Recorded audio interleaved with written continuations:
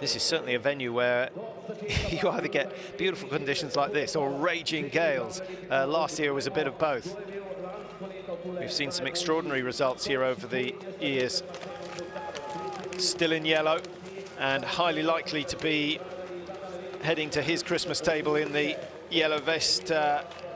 Martin Fourcade on 348 points. Oliana Bjorndalen on 289. So, what's that? 59 points between them.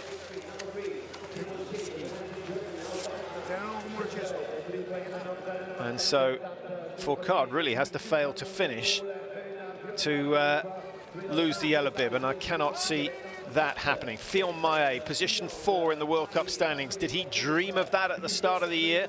Well, maybe his summer training was so good that he thought it was possible. Svendsen, it's a long, long time since he was the #1. He'd love to get that back. Here's a man who's also claimed the overall title, 2011, Tarjei Bo, and he's looking good this year. Currently lying in 6th place in the World Cup rankings. His last few results have been very good. He's had 3 out of 4 in the top 4.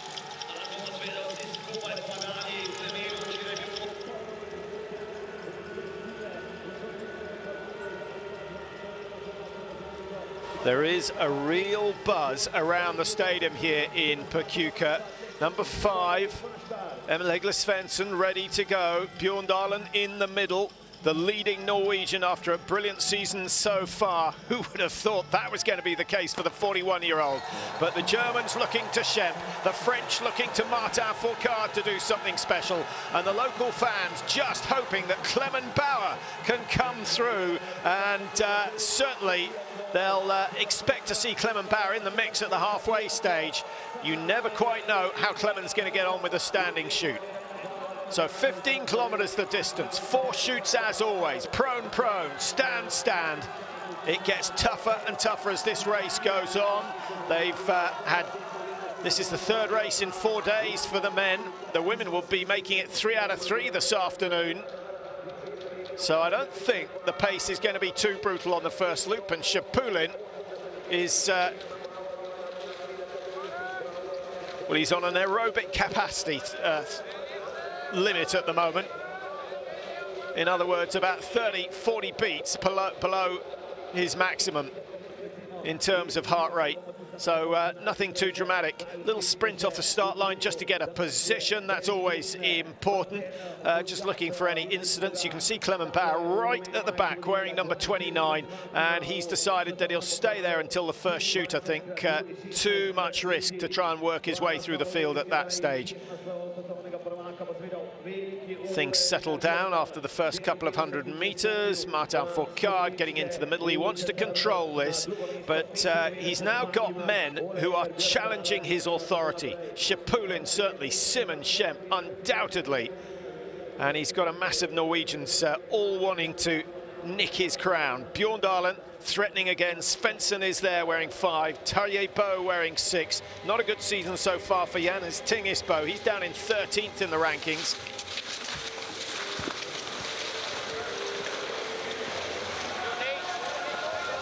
First 800 meters relatively easy here. This is an opportunity. Johannes Tinges making a break there on the right-hand side for Norway, just trying to gain a few places. He's gained a lot of good speed.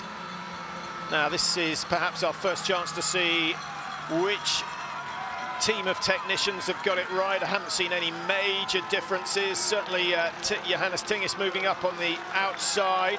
Good move from him, wearing bib number 13, but that will have cost him in terms of effort.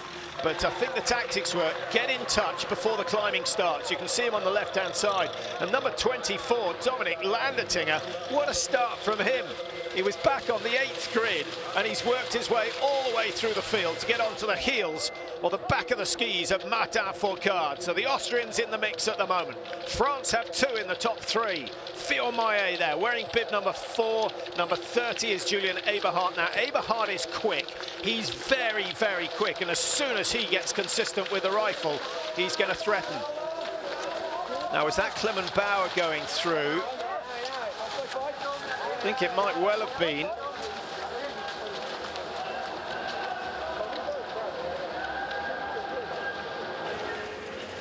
looking for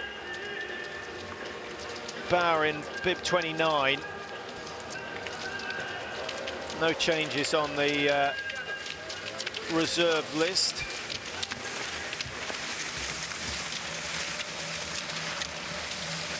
Just looking down at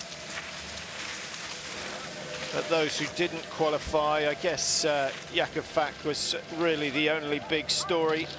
As I mentioned, he won the World Championships in Kontiolahti last year. He went on to win the last race of the season, the mass start in Hyanti-Mansisk. That's always a brilliant climax, and we see dramatic races there, nearly always error-strewn races, simply because the pressure is greater than at any stage.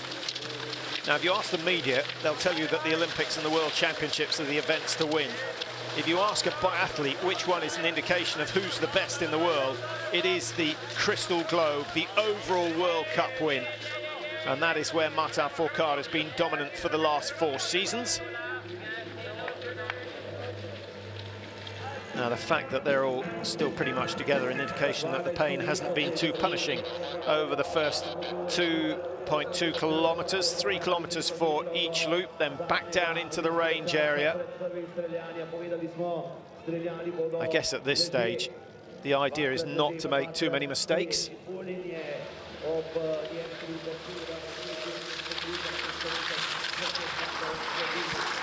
Slightly icy in the shaded bits of the course, getting down to around -4 last night with these beautiful clear skies. That was a godsend, and it does mean they've been able to maintain the condition of the tracks from day to day.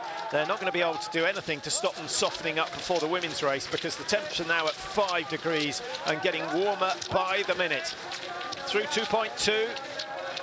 Nothing between the leaders, 1 or 2 changes. Tarjei Bo has decided to take up the pace. Shapulin's still happy to sit there in second. Just behind him is Fourcade, behind him Bjorndalen, and behind him, number 24, that's Dominic Landertinger. Now, with so many of the high bib numbers making their way up through the field, just looking to see who's dropped out. Simon Schemp has dropped back into around, I would predict, about 9 or 10 at the moment. It is changing.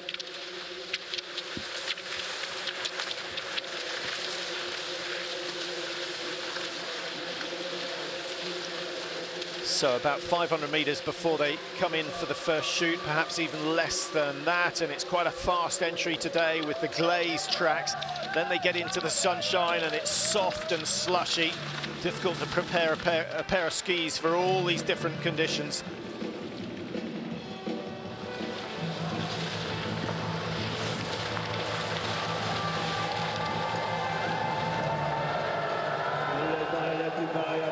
Now they will take the lane that corresponds with their bib number.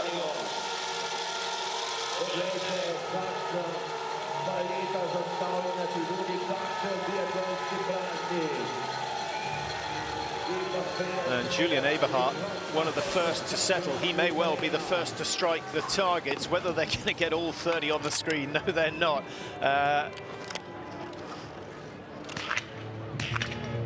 Well, that first round certainly coming from the far end of the range. Julian Eberhardt, I suspect, was the first man to get a target down. Martin Fourcade with a very early mistake, despite the fact that he has taken his time. Bjorndalen with a miss, he's on the penalty loop.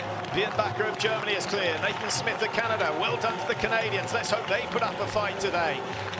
Certainly Susan McCallum, who is a regular contributor to our email, will be delighted with that, to see the Canadians coming through. Johannes Tinges Bo has gone clear, Don has gone clear. Out they come, Shapulin in control at the moment. 2 of the biggest names with mistakes early on. Landertinger holds on to a top 7. Svensson in 8th, only 5.2 behind.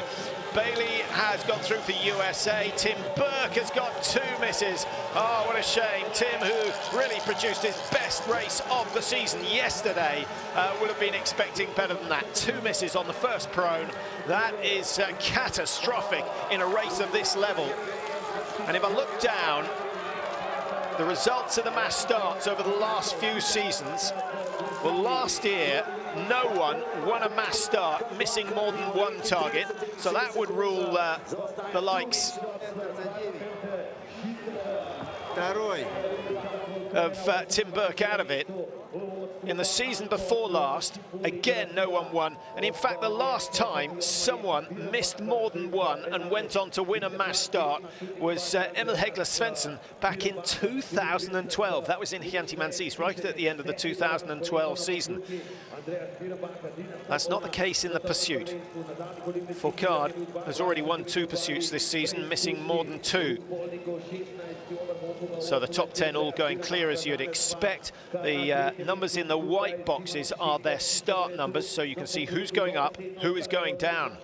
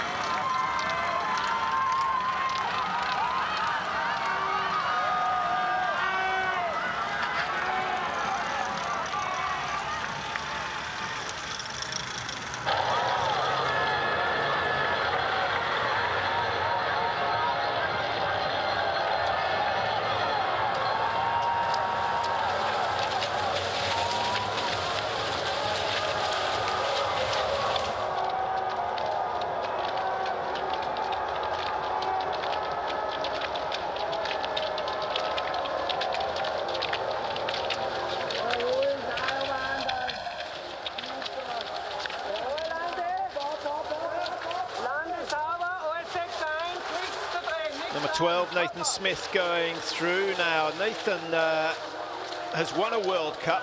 Some of you might have missed it if you missed the end of last season. He got a victory out in Chianti-Mansis in the pursuit. That's relevant because it's a similar sort of psychology, this head-to-head. Although I think with so many people up the front, this sort of race is even more intense. You don't have that option of skiing at your own pace. You really have to stay with the group. You have to keep the pressure on the other skiers. And therefore, we usually see worse shooting. But as I've already said, 19 out of 20 is pretty much required to win the race. So you've got to ski hard, you've got to ski at someone else's pace, but you still have to be accurate. Is there anyone out there who can make a break? There's Andy Bernbacher. Nice to see him in the lead. Bit of a quiet season for him so far. What is he? He's got 6 wins in his career. 3 of them have come in mass starts, so he's no stranger to this sort of situation.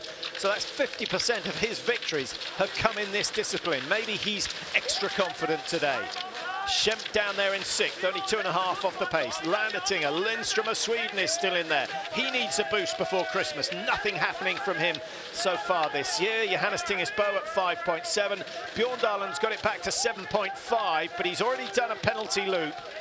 So he's in it, but he's used up some precious reserves. Fion Maillet has done nothing wrong. There he is in 3rd place, wearing bib number 4, just tucked in behind Anton Shapulin, who is not pushing things. Everyone finding Bernbacher's pace fairly easy to cope with. 2 climbs gone, 3 still more, and they've got to find the energy somewhere in those legs.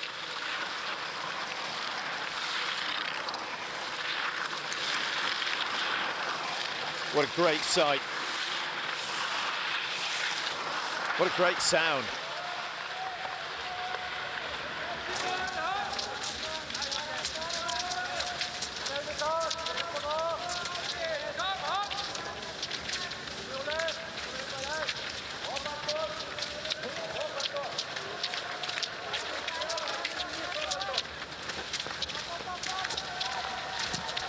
Through the 5.2. Second shoot at 6 kilometers, so another 800 meters to go from here. It's relatively easy. Couple of short, they're steep climbs, but shortish ones, and then that what is at the moment a very fast descent down towards the stadium. Clement Bauer looking tired, and Clement as he goes through, just trying and find exactly what happened to him. He was one of those who missed early on. and we had what, all the way from 19th through to 30th missed targets. Those who missed 2, Martin Fourcade, Volkov, Morovitz and Tim Burke. So just trying to track down on Martin Fourcade. We'll try and let you know where he is. Well, he's still down in 27th place, 29 seconds off the race leaders. There he is. Now, as I mentioned at the start, he's got a 59, unless my maths is wrong, I think he's got a 59-point lead in the World Cup standings. You get 60 points for a win, so Bjorndalen would have to win today, and Martin Fourcade would have to fail to finish. Even if he finished last and Bjorndalen won, they'd be on equal points.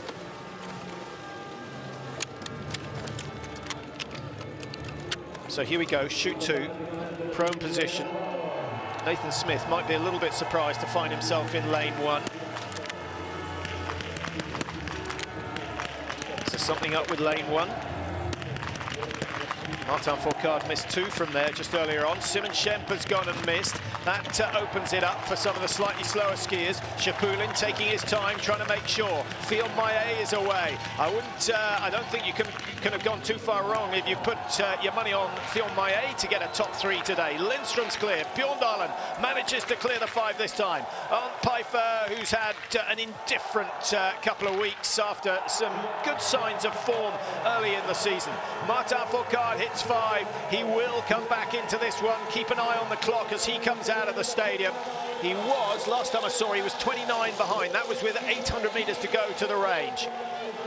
Still only 15 seconds separating the top 11 athletes here in Pokljuka. Simon Schemp has some work to do, 21.7 behind. Martin Fourcade right on his heels. Those two skied the whole of yesterday together, and they find themselves neck and neck again. Benedict Doll with that nodding head of his and the big, thick red headband. Not sure he needs that. Surely the sponsors understand when it's too warm, but a lot of them wear headgear for health reasons. Oliana very keen on wearing a buff and a head protection. Anything to prevent picking up colds at this stage. Fion Maillet, astonishing season. 6 out of 7 races this year, he's finished in the top 10. There aren't many who've achieved that. In fact, only 2 other men have achieved that. That's the quality of Fion Maillet.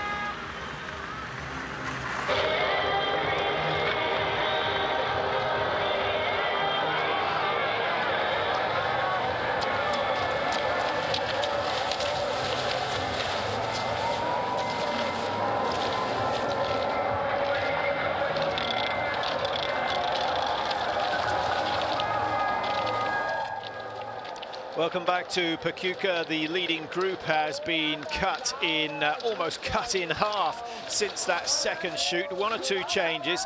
There are 4 or 5 men trying to bridge the gap, having missed a target, chasing down this leading group. Now, it's a necessary tactic, but it's such a difficult course to do that because you've got no option but to work hard on the climb and reduce your chances of recovery before the next shoot. Was an undulating course, it would be slightly different, but it's literally climb to the top and then descend back down to the stadium. Fion Maillet leading. The Russians with a man up front, but it's Alexei Volkov, I think, as opposed to Anton Shapulin, who was there earlier on. Or is that Maxim Svetkov? Just trying to pick up on the bib number. Actually, we've got Milishko, Slepov, Svetkov, all with similar numbers. Might be Milishko.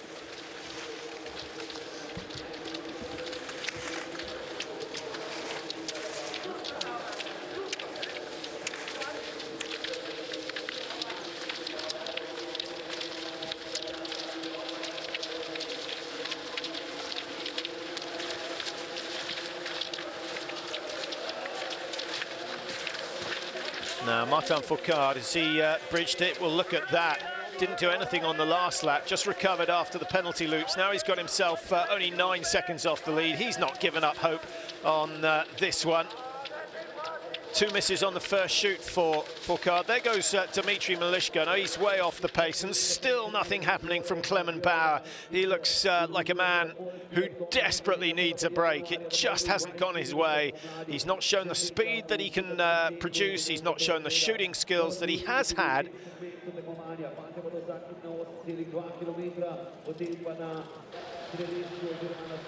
Mazet will be delighted with the way his team have gone so far this year.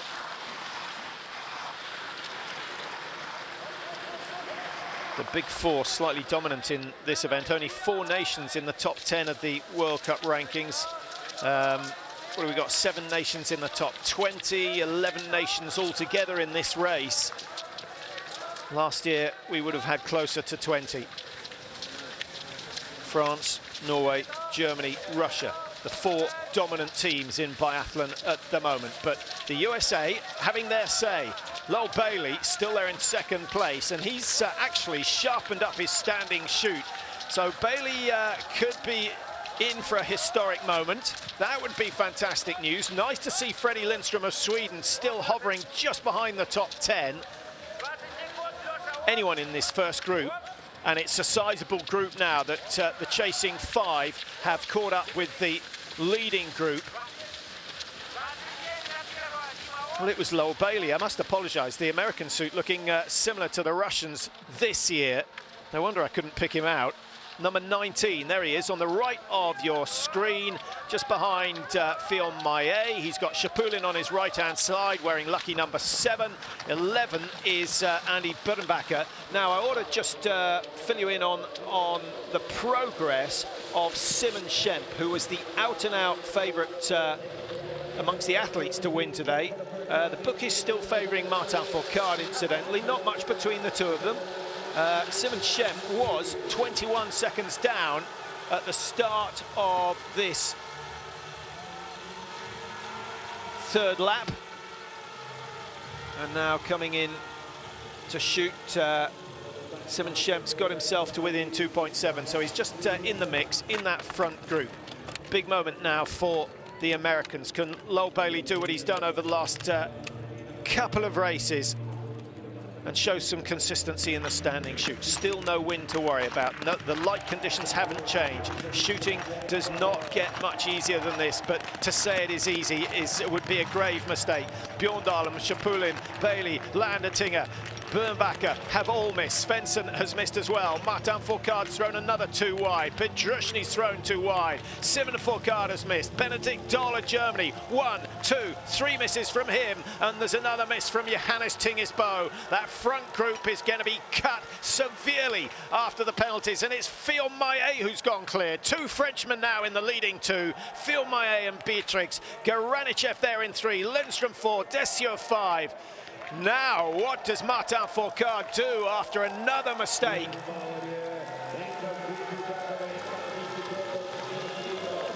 Shapulin at 26, Bjorndalen is now 28 behind, Pfeiffer 30, Simon Fourcade at 31. Vindish is there at 50, 39 behind. Well, it's still possible, but he's now surely relying on those up front making mistakes. I think this is where we're going to see them go into turbocharge, because you've got to capitalise on the mistakes of your opponents when it comes to the 3rd shoot.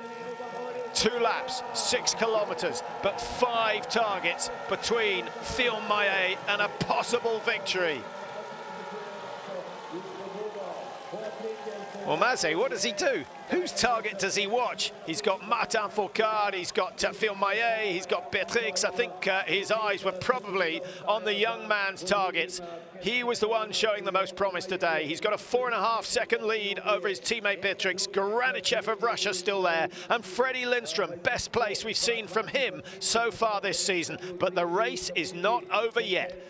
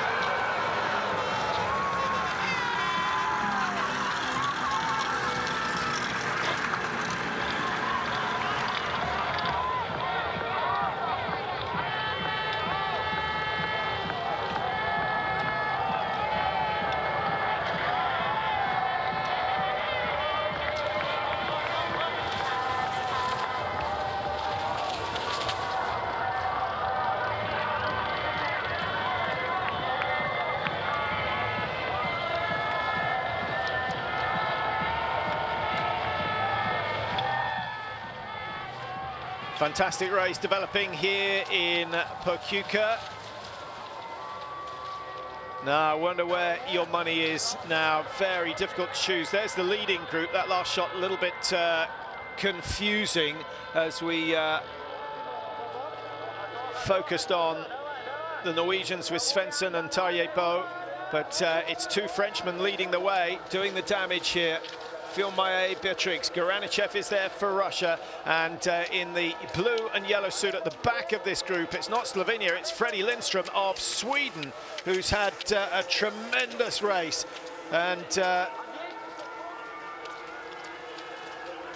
think last year, Freddie Lindstrom was the only man in this race to hit, he was the only man to hit all 20 targets in this race last year. He ended up finishing 4th. He has hit 15 out of 15 so far. To do it 2 years in succession would be tremendous. And if he does manage that, Lindstrom deserves a podium finish. But look who's coming behind. It's Anton Shapulin who's leading the charge, the man who won the pursuit standings last year, or the mass start standings, I should say. Shapulin finishing ahead of Jakub Fax. Martin Fourcade was only 3rd in that particular race. But Shapulin with 1 win and 2 second places out of the 5 mass starts of the season. Bjorndalen at 14.9. Martin Fourcade came out of the range at 49.4. And he is now 36, so he's gaining time, but not enough. Surely that's not enough. He needs to leave the range within 10-15 seconds of the leaders if he's going to have any chance of winning race number 4 for the season. We've only had 3 winners this year. Fourcade has won 3, Simon Schemp has won 3, and the only other man to win, Ole Einar Bjorndalen, who won the first race of the year. Little shaky from Beatrix on the downhill section. I think that might well have been where Durand-Hebert, that's the section where Durand-Hebert went down yesterday, and it cost her dear. It certainly cost her a chance of winning. I'm not saying she would have beaten Delmar, but she would have had a much better chance. The pace is picking up. It's brutal, but we still have 1 shoot to go, but they have to keep the pace on because they will sense that Shapulin and the Norwegians, is that Tarjei Bo, it's Emil Hegle Svendsen just behind Shapulin. Then number 11, that's Andy Bernbacher, who had his turn at the lead. Simon Dessieux is there, so we got 3 Frenchmen in the top 10. Simon Schemp, my goodness, what a great gain from Simon Schemp. He's got himself right back in the picture. From 26, he's now only 10.5 behind. But can he hit the targets, having skied so hard? Martin Fourcade, he's still behind his brother, Simon Fourcade at 15.5. He's been shooting well this week in Pokljuka. 27 is Eric Lesser, who's lived up to his name in terms of results this year.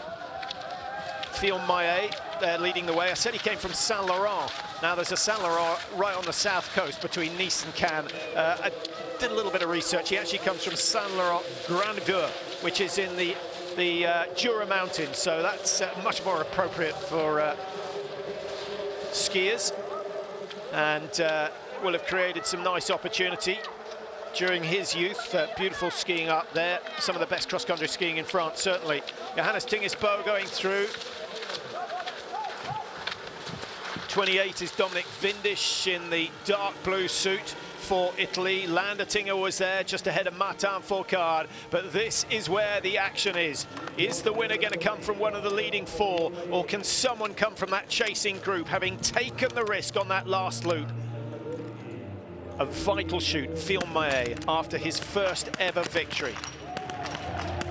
First shot has gone wide from Fillon Maillet. Granichev with 2 misses. The pressure starting to mount. Bjorndalen not out of this one yet. 5 out of 5 from Bjorndalen. First one to clear the target. Svendsen's gone clear as well. We have the ski race of the season on our hands. Birnbacher, it's the old men, the experienced men who have shown how to do it. And don't rule out Simon Schempp unbelievably after that last loop where he took over 15 seconds off the race leaders. Simon Schempp has got himself right back in the action. He's got about 15, 16 meters to make up. Look at the time margins. The top 3 separated by 0.7 of a second. Birnbacher, no distance back. Simon Schempp, 4.6 behind. He will close that in no time at all. Pfeiffer is out.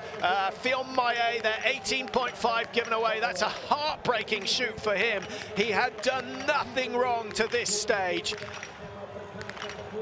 Well, the tension, the drama of the mass starts. It's what we expect, it's what we get time after time. Tarjei Bø needs to pick it up. He needs to defend his position in the World Cup standings, currently lying in 6th place. A poor result here would do him no good at all. Clement Bauer of Slovenia, one of the last to take his place on the firing point. That's a disaster for him. Jean-Guillaume Beatrix, well, he's come out in 3rd place. He has hit 20 out of 20 today. Lindström unable to maintain his record. He missed 2 targets on that last shoot, having hit 20 out of 20 last year. But Bjorndalen, the first man out, can you believe it? And he's got his nemesis, Svendsen, right on his heels. We've seen some brilliant sprints between them in the past. Well, not really sprints from Bjorndalen, but brilliant final laps from those two. I think there's not enough of a margin for Bjorndalen to win this one, and he's going to be lucky to hold on to a top 5 or 6. So the flat section of the final loop is complete in what? They've got another 200 meters of relatively easy skiing. Then they break left in the woods and they start to climb. 2 Norwegians, 2 Germans, and 1 Frenchman. It's not Fourcade, it's not Fillon Maillet, it is Jean-Guillaume Beatrix who is there in a fantastic position. This is his opportunity.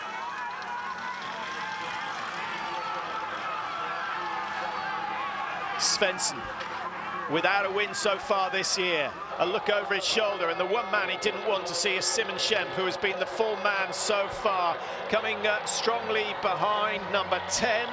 That is Simon Dessieux. So 2 Norwegians, 2 Germans, 2 Frenchmen. My goodness, there are going to be 3 very nervous coaches. What will the tactics be on this climb? Bjorndalen wants to get in front and he wants to control the pace on this climb. But if he's going to win this one, you feel he's got to be 15, 20 meters clear by the time they reach the summit. Svendsen still taking the pace. Birnbacher in 3rd, not willing to do the work. Simon Schempp trying to get as much recovery after the last lap where he put up a phenomenal effort. Incredible shooting from Simon Schempp to clear that last 5 after such a hard loop. Beatrix is there, Dessieux. Well, I wonder where your money is right now. Svendsen's shown no real sign of his sprinting prowess so far this year, and that is what the team wants. You want your coaches on the last big climb. You need that that little bit of a boost. Doesn't matter what he says. It doesn't matter what he says, but just the fact that he's there The fact that the athlete knows he cares, that could make all the difference when they come into the finish. 13.6 gone, 1.4 kilometers to go, and there's still a significant amount of climbing, and the group behind are not close enough. Svendsen winds it up. He's going for broke. Martin Fourcade, maybe he senses that Fourcade is coming. 13.0 Fourcade behind now, having come out of the range, 25 seconds behind. Does he really believe he can make contact? It would be an unbelievable effort if he does. Johannes Tingis is there as well for Norway. 0-1-1-0 the shooting for Tingis. Now just looking down, only one man, just like last year, only one man has got the perfect score, Jean-Guillaume Beatrix, and he is in that front group of 6. 19 hits for Svendsen, 19 hits for Birnbacher, Bjorndalen missing 2, and he's still in contention. Unbelievable. Would never have put my money on that happening at the start of the day. Destieux has hit 19, Pfeiffer's hit 19, Filmayer has hit 19, but he's not been able to do anything on this last loop so far. We still have 6. We still have 6. Bjorndalen dancing his way. This is the last really steep climb as they come up towards 14.2. Actually, there is a short, sharp climb coming later on. That might do the damage. Svendsen desperately trying to do the work here. Number 25 is Jean-Guillaume Beatrix, looking for a win here in Pokljuka. Has he got it in him? And they know they've got to keep pushing because Martin Fourcade gets even closer. Just 12 seconds behind now as he pulls slowly but surely ahead of Johannes Tingis Bo. Svendsen's opened up a gap of some 15 meters. Beatrix is hanging on. A little bit of recovery, but there's some technical skiing coming up. A left-hander, followed by a right-hander, and then another climb. Is this Svendsen's opportunity? He's lying 5th in the World Cup standings. Not only has he not won this year, Svendsen hasn't got on the podium at all. Well, that's a big gap back to 3rd place now, and Bjorndalen is in danger of being eaten up by Simon Schemp, who doesn't look as though he's going to get his 3rd victory in a row. 100 meters to go. It's Svendsen who leads the charge down into the finish area. What a finish from Jean-Guillaume Beatrix as well. I think it's the Frenchman who claims the win. He does. Only the 4th man to win a Biathlon World Cup this season. Jean-Guillaume Beatrix outsmarts Svendsen in the closing stages. Wow, what a performance from him. What a team the French have. What a team the French have. Raphael Poiré, no doubt watching on, will have loved it.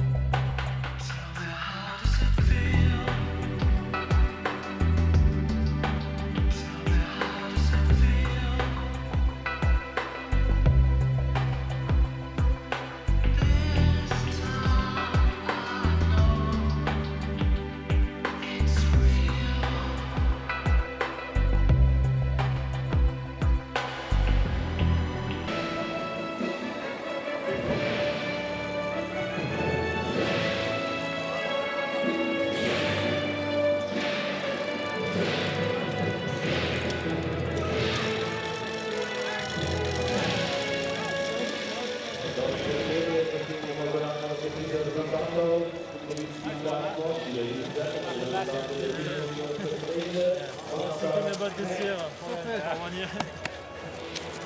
I was thinking about that. Nice one. Emil.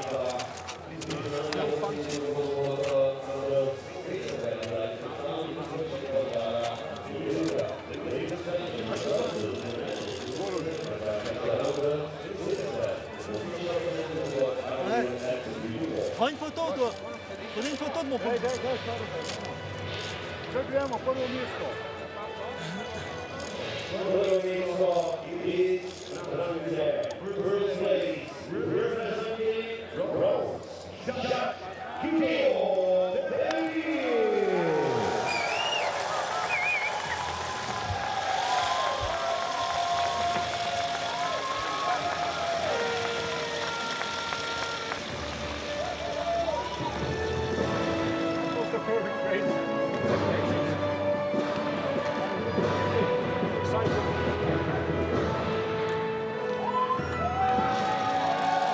Drugo mjesto i norveške selekcioniste Emil Hegle Svendsen.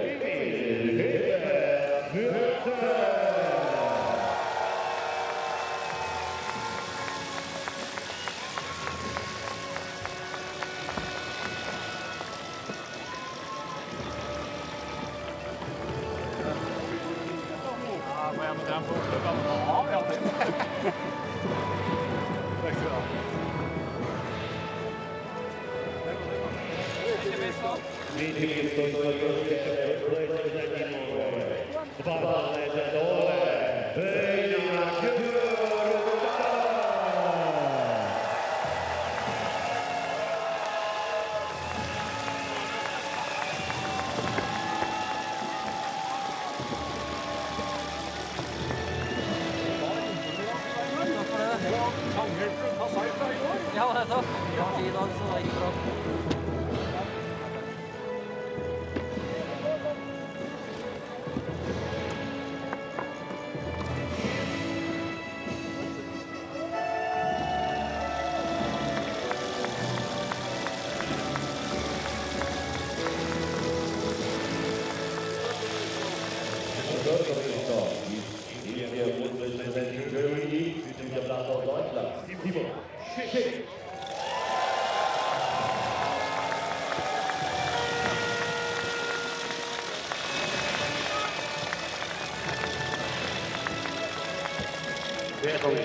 Beatrix is representing Germany, Andreas Biatix.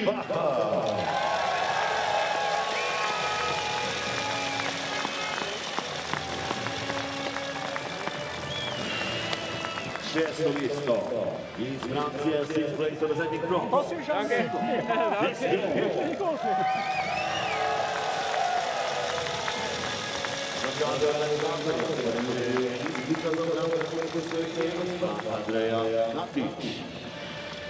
The prizes of the organizer are presented by Minister of Defense of the Commonwealth of Andrea Beatrix.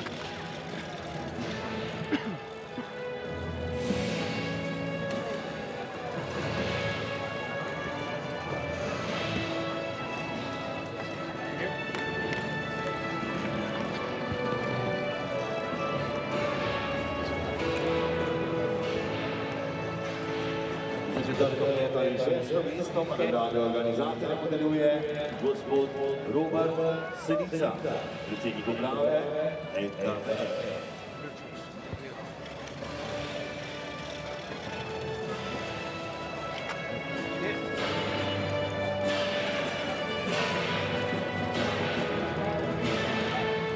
Ladies and gentlemen, escort the athletes to the